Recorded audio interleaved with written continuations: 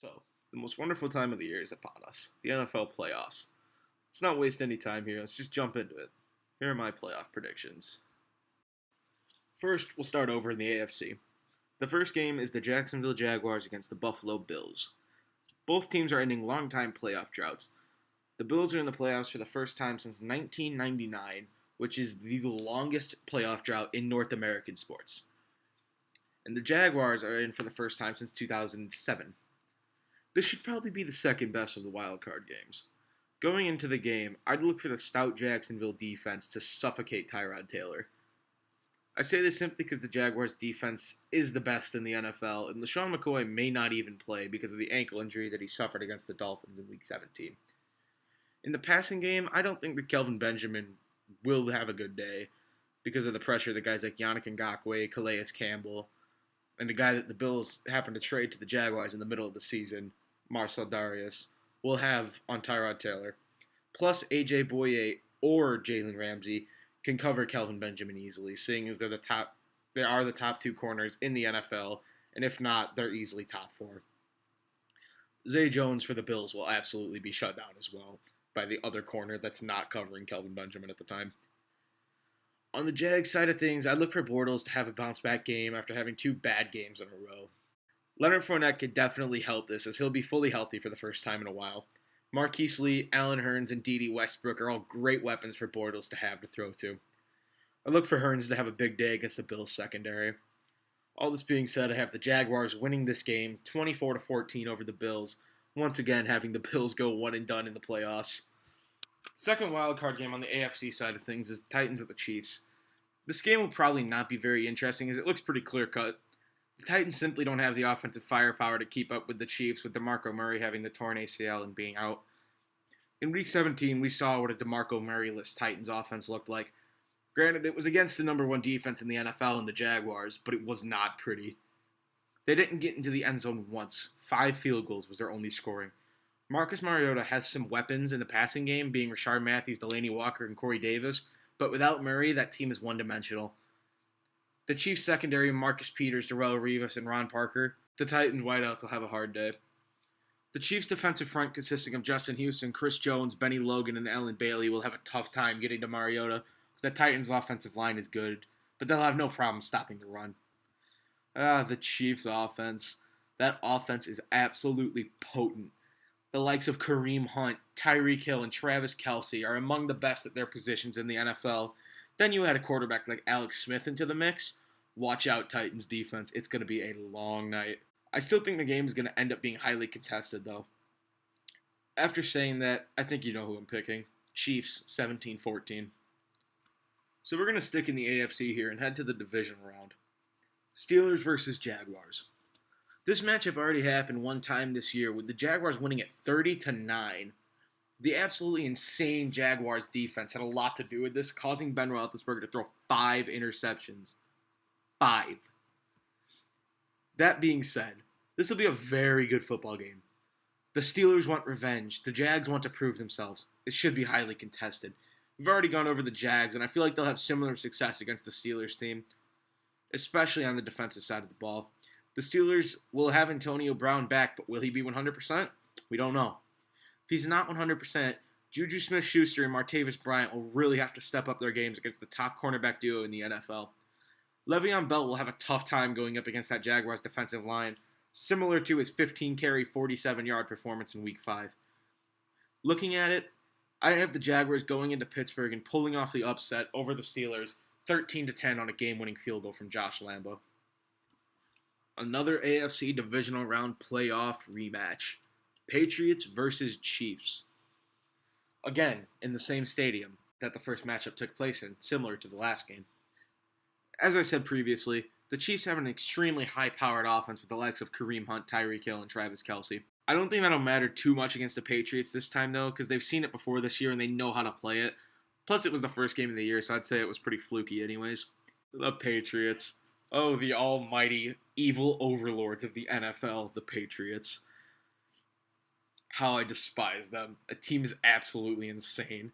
Their offense is great, consisting of, in my opinion, the greatest quarterback of all time, Tom Brady, the stout receiving core of Chris Hogan, Brandon Cooks, and Danny Amendola. And don't forget Rob Gronkowski either. Then you have the three-headed monster in the backfield of Rex Burkhead, Mike Gillislee, and Dion Lewis. The O-line is decent as well, making this one of the best offenses, if not the best, in the NFL. On the defensive side of the ball, they're much improved from earlier in the season when they were among the worst in the NFL. Players like Lawrence Guy, Trey Flowers, Malcolm Brown, Eric Lee, Kyle Van Noy, Stephon Gilmore, Malcolm Butler, Patrick Chung, Devin McCourty, and Eric Rowe. That's basically their starting lineup. The only reason I mention them is because they're all great. They're all great. They may not play like an elite defense, but they very well could be. Patriots 30-17.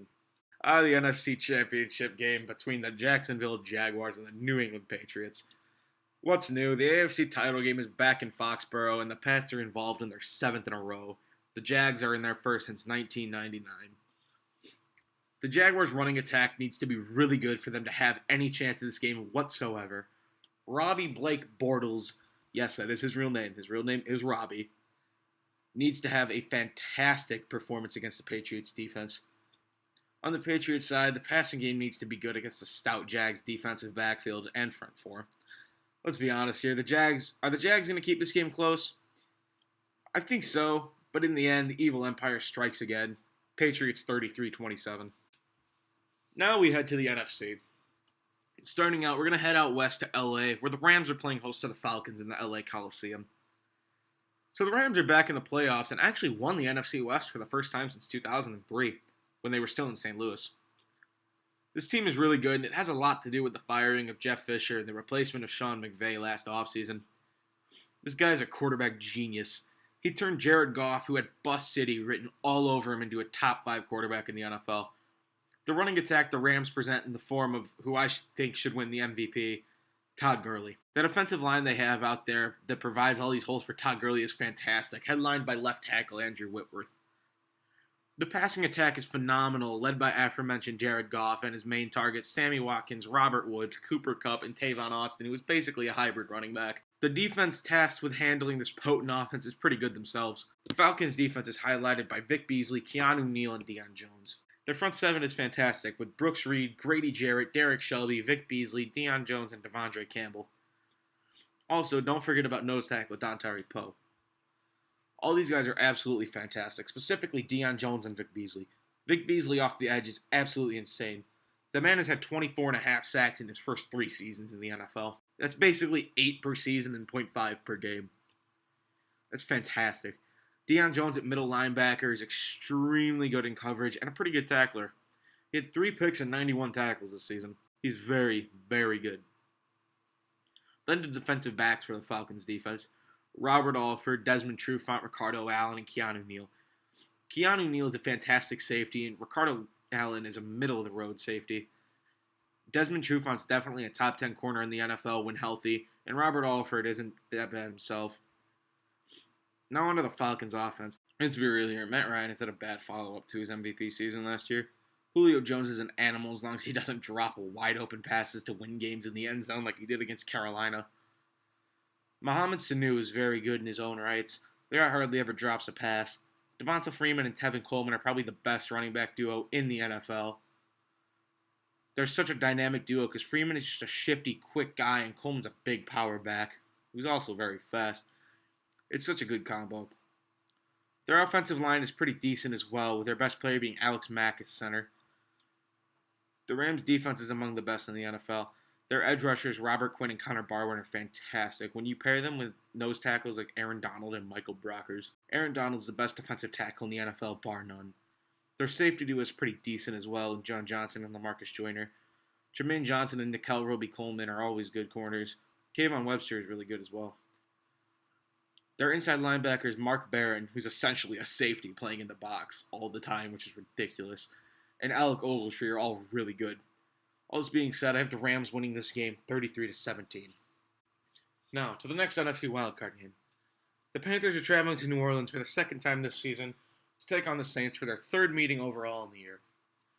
The Saints had won the first 2, by the way. The Saints offense is absolutely electric with the likes of Drew Brees, Alvin Kamara, Mark Ingram, Michael Thomas, Ted Ginn Jr., and Willie Snead. The 2 running backs, Kamara and Ingram, are the second best duo in the NFL, only second to Atlanta, but they're good for the same exact reasons. I don't even have to touch on Drew Brees. Top 5 quarterback ever. Case closed. The wide receivers for the Saints are pretty good.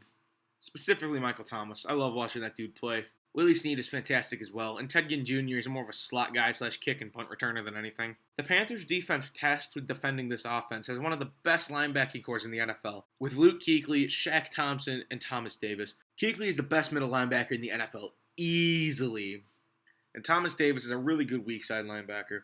Shaq Thompson is slowly improving as his career goes on. Their front four is phenomenal, with their defensive ends being Charles Johnson and Mario Addison, and their defensive tackles being Star Lotulelei and Kawann Short.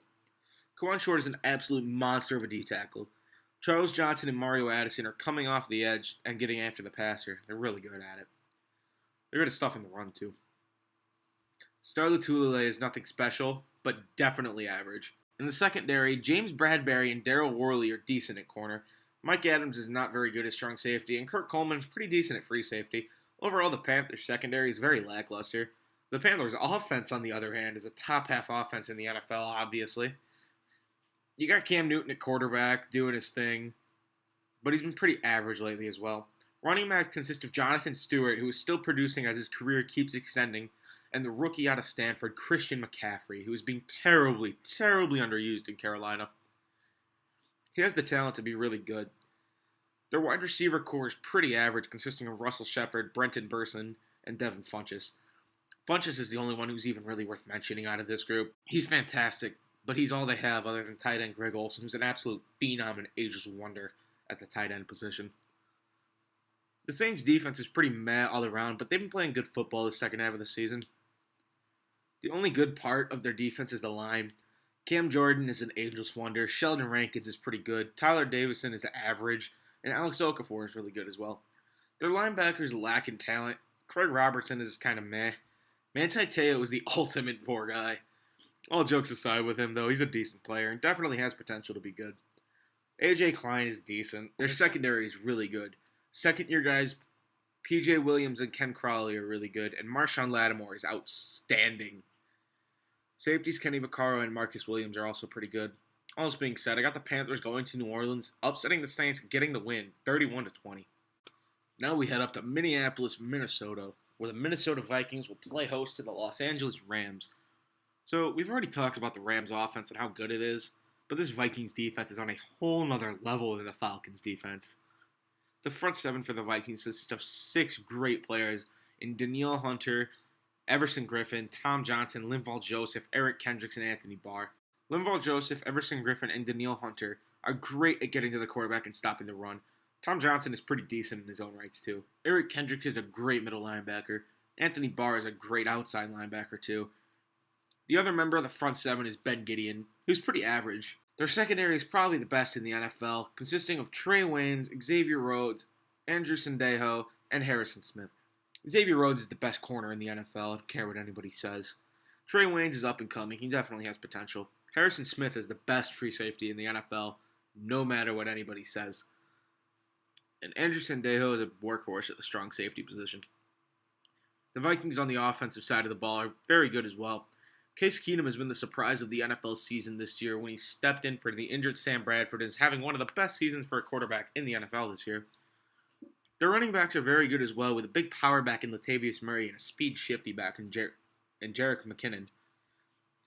Their wideouts are the best in the NFL, too, consisting of Adam Thielen, Stephon Diggs, Laquan Treadwell, and tight end Kyle Rudolph.